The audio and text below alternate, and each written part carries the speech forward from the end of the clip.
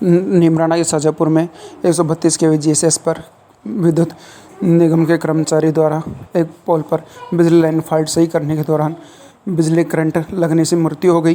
प्राप्त जानकारी अनुसार विद्युत निगम का कर्मचारी राहुल शर्मा 132 केवी जीएसएस पर जियो लाइन पर काम कर रहा था और जयन सोनू शर्मा ने कहा कि लाइन कटवा दी गई है, जिस वह पोल के ऊपर चढ़कर लाइन फॉल्ट का कार्य कर सकता है, लेकिन लाइन नहीं कटी थी, जिस पर कर्मचारी के चढ़ते ही करंट लगने से उसकी मृत्यु हो गई, जिसे अन्य कर्मचारियों ने नीमराना के सचखंड अस्पताल में भर्ती कराया, जहां पर चिकित्सकों ने कर्मचारी को मृत घोषित कर दिया।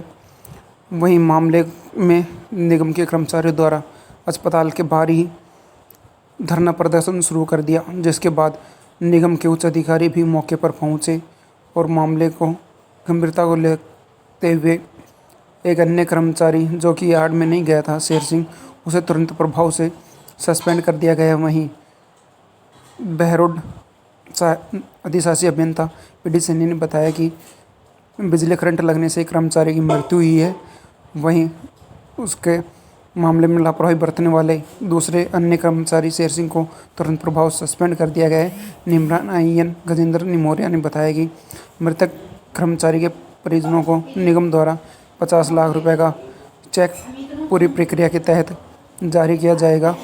वहीं मृतक कर्मचारी के लेकर निगम कर्मचारियों ने भी जेएन व अन्य कर्मचारियों के साथ मारपीट का भी मामला सामने आया है, लेकिन निगम के उच्च अधिकारी मारपीट के मामले को लेकर कोई स्पष्ट जानकारी नहीं बता रहे हैं।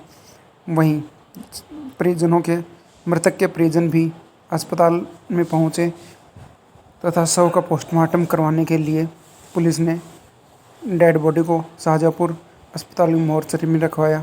वहीं मामले को लेकर पुलिस के उच्च अधिकारी भी मौके पर पहुंचे। नीमराना डीएसपी लोकेश मीणा, नीमराना थाना अधिकारी हरदयाल सिंह यादव भी मौके पर उपस्थित रहे और उन्होंने लोगों से बातचीत कर मामले को जल्द से जल्द हल करने के लिए कोशिश की।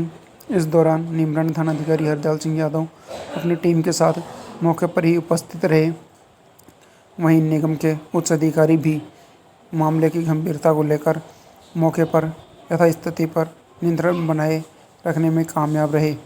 यह निगम कर्मचारियों की करंट लगने से कोई पहली घटना नहीं है। इससे पहले भी अनेक बार निगम कर्मचारी करंट लगने से मृत्यु को प्राप्त हो चुके हैं, जिसके बावजूद भी निगम के अधिकारी लापरवाही बरतने से बाज नहीं आ रहे हैं।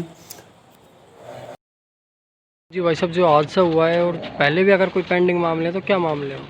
सर, पहले भी 1 साल पहले हमारे एक तकनीक कर्मचारी योगेश जो शटडाउन लेके कार्य करने गए थे, तो यहाँ पे जो कनिष्ठ अभियंता था उन्होंने लोग सीट भरने के बावजूद जिससे वो बगैर किसी सूचना के उन्होंने उसको सप्लाई को चालू कर दी, जिससे उसकी डेथ हो गई। उस मामले को भी अभी तक किसी प्रकार की जो जांच नहीं हुई है और न दोषियों पे कोई कार्रवाई की गई है। अगर इस तरीके से ही इस मामले को देखा जाए तो ये तो आज अगर हम खड़े हैं, नहीं तो कल ये वापस उन चीज़ों को वापस क्लोज कर देंगे, जिससे क्या दोषी आदमी बच जाएगा, वो बार बार उन्हीं घटनाओं की पुनरावृत्ति करता रहेगा।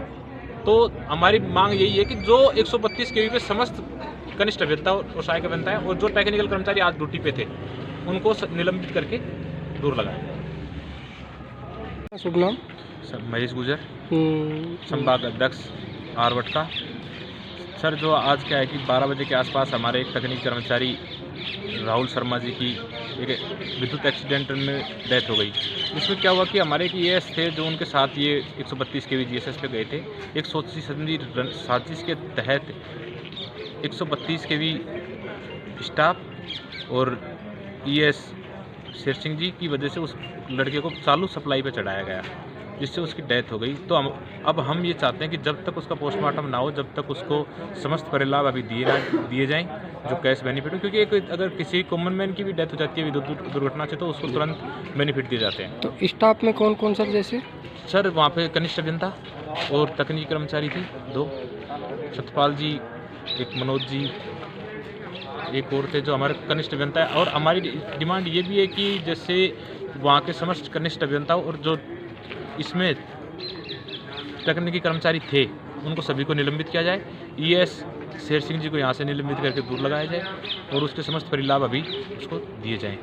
इसके बाद ही पोस्टमार्टम हो पाएगा। अगर इसके बावजूद भी अगर कार्रवाई नहीं होती है कल तक, अगर ये चीज़ें नहीं होती हैं, तो कल से जो भी कोई भी अगर किसी प्रकार का व्यवधान होगा, उसके लिए प्रशासन, पुलिस प्रशासन या हमारा निगम प्रशासन ही जिम्मेदार रहेगा, ना कि हम कर्मचारी। क्योंकि कर्मचारी में रोष व्याप्त है, क्योंकि आज उसका नंबर आया, कल किसी और का भी आएगा, नहीं सुरक्षा संसाधन उपलब्ध हो पाते हैं। हर चीज़ के में हम ही कर्मचारियों का दोष निकाला जाता है, जिससे अभी यही है कि अभी तुरंत ही ये परिलाभ उसको दिए जाएँ। Thank you sir.